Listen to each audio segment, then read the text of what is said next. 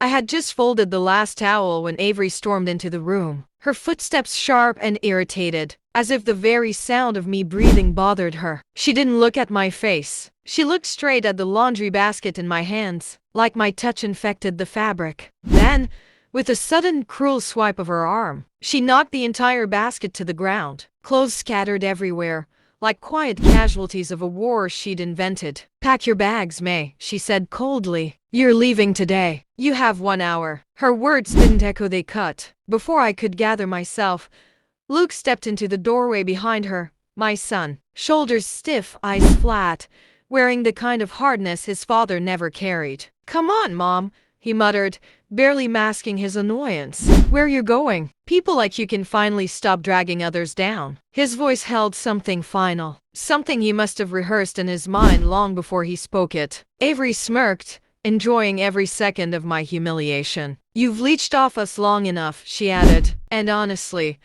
that old person smell you bring with you, it sticks to everything." Luke didn't defend me. He didn't even look ashamed. He just crossed his arms tighter, sealing himself behind Avery's cruelty like a shield. "You make the house feel slower," he said. "Even the kids avoid you. They say you move like a ghost." None of it was true. But when lies are spoken confidently, they sound like truth to the people who want to believe them. Avery stepped past me, kicking one of her son's shirts aside as though my presence contaminated the floor. "You should have known when to leave," she hissed. "Instead, you cling to people. It's pathetic." My hands trembled only slightly, not from fear, from the shock of hearing the child I raised speak to me like I was a stranger he resented. "And before I move on, let me say this gently. If you believe justice deserves to be heard, stay with me. This story isn't just about cruelty, it's about what happens when truth finally demands to be seen." Avery's hatred didn't grow overnight. It was planted years ago, when I refused to coast in a loan for her dream car when she couldn't afford. She called me selfish. When I gently warned her that posting revealing videos of her daughter online wasn't safe. She accused me of shaming her. And when she discovered the deed to the house was in my name, not Luke's, not hers, her resentment found teeth. But even then,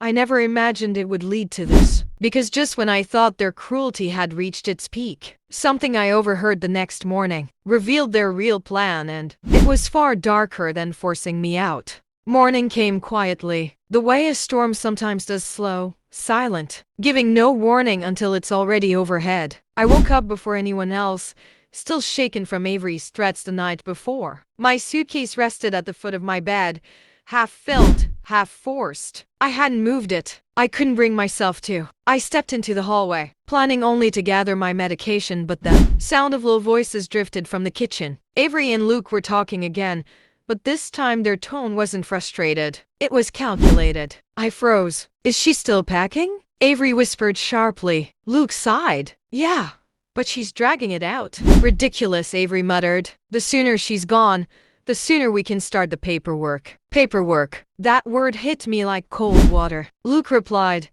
"I'm telling you, once she's out, it won't take long to file for control. The doctor already said her memory's slipping." My breath caught in my chest. "My memory? Slipping?" Avery laughed softly, quiet, but vicious. "Of course he did. I told him what to write." I clasped my hand over my mouth to stop myself from gasping aloud. "They had manipulated the doctor." Luke lowered his voice. "Once she's declared unfit, the house goes to us. She won't be able to fight it." My knees weakened, but I pressed myself against the wall, forcing my legs to hold. The house. My home. The one place I felt safe since my husband passed. Avery continued, "We need her out today. That neighbor who comes over sometimes. She's nosy. If she sees me upset, she might ask questions." Luke replied, "Then don't let Mom talk to anyone. Not until she's gone." It was then I realized the truth. They weren't just kicking me out. They were preparing to erase me from my own life. My heartbeat thudded in my ears as Avery's voice sharpened with impatience. "And don't forget the papers I told you to print," she added. "If she signs them without reading,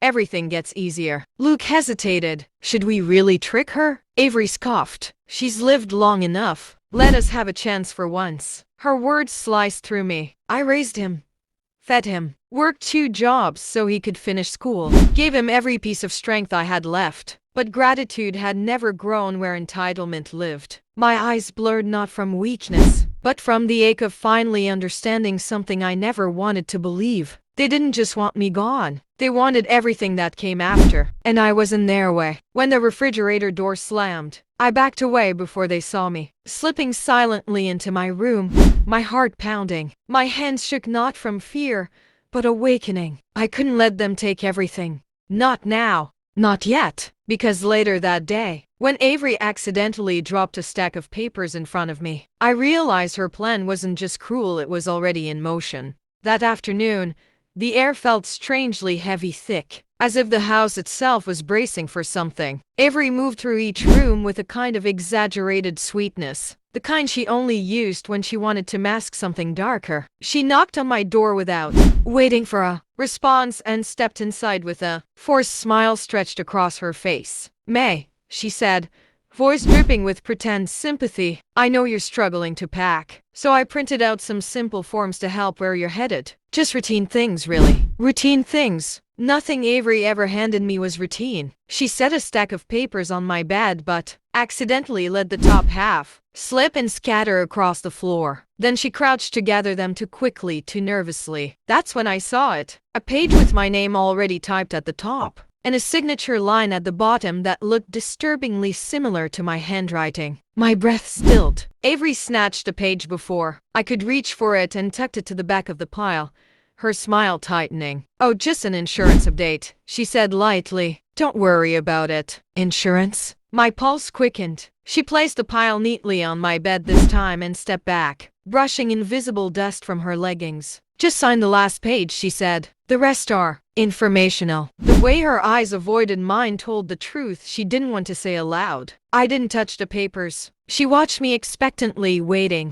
When I didn't move, her expression soured. "Come on, May," she snapped. "I'm trying to help you." Help! Such a poisonous word in her mouth. Before I could respond, Luke appeared behind her, holding the baby monitor in one hand as if he'd been listening from the other room. "Mom," he said, "sign the papers. It'll make everything smoother." A chill traveled up my spine. Both of them, standing there, pushing me towards something I didn't yet understand but knew wasn't for my good. I picked up the stack slowly, pretending to skim the pages. Avery folded her arms with impatience while Luke hovered in the doorway. Among the medical forms and relocation documents, one page made my stomach twist. Transfer of rights and authorization for long-term property management. My property, my home. They wanted ownership transferred before I even left the house. I set the page down calmly. My voice when it came was steady, even though my chest felt tight. "I'll read these tonight," I said. "You'll have them in the morning." Avery's jaw tensed. Luke's eyes narrowed, but neither of them pushed further. "Not today." They stepped out,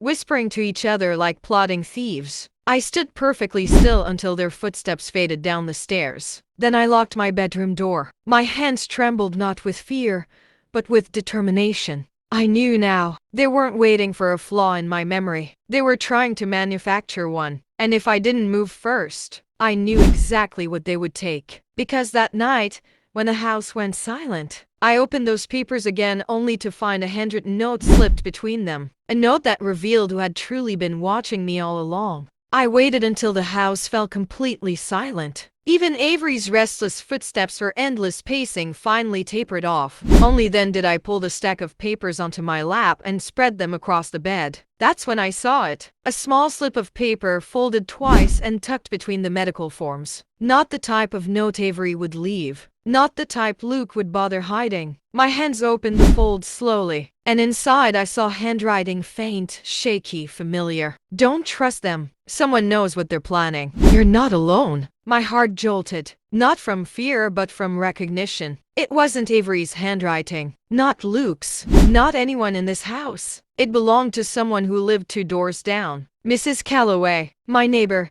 my friend, my quiet morning companion who brought flowers when my arthritis flared and lemon cookies when I couldn't sleep. She must have slipped the note into the papers before Avery carried them upstairs, which meant she didn't just suspect something. She knew. Suddenly, the scattered signs made sense, her worried glances, her lingering visits, the questions she asked. Luke, when he brushed her off rudely, Mrs. Calloway had seen something, heard something, and instead of turning away like everyone else, she acted. A warmth spread through my chest. I wasn't completely forgotten. The next morning, the house woke earlier than usual. Avery tossed open my door without knocking, her face tight. "Well?"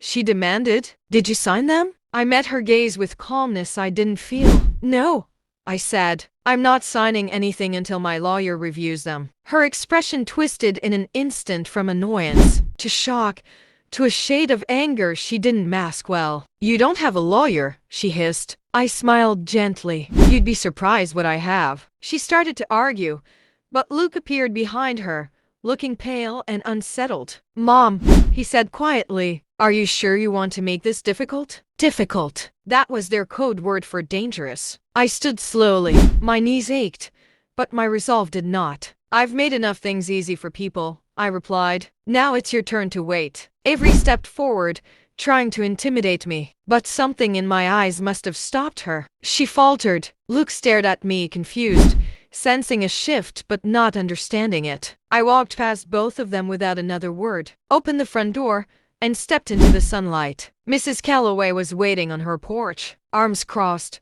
eyes full of concern and fire. "Told you," she said softly. "I'm right here." I hadn't realized until that moment how much I needed someone to say that. Behind me, I heard Avery slam the door and curse under her breath. They weren't done. I knew that. But neither was I, because what happened that afternoon when a government envelope arrived, with my name on it, revealed a truth even Avery and Luke never saw coming, and it changed everything.